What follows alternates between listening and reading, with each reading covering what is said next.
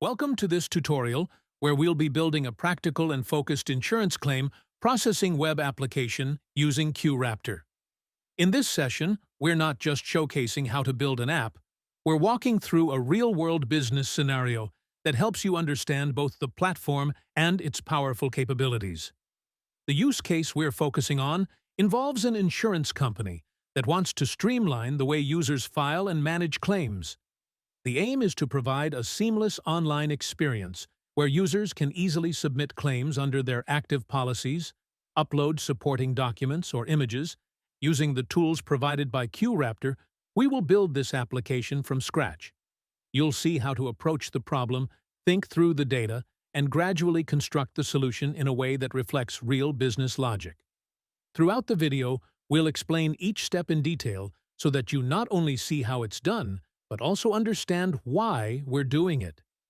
Now that we've understood the use case, let's begin building our application.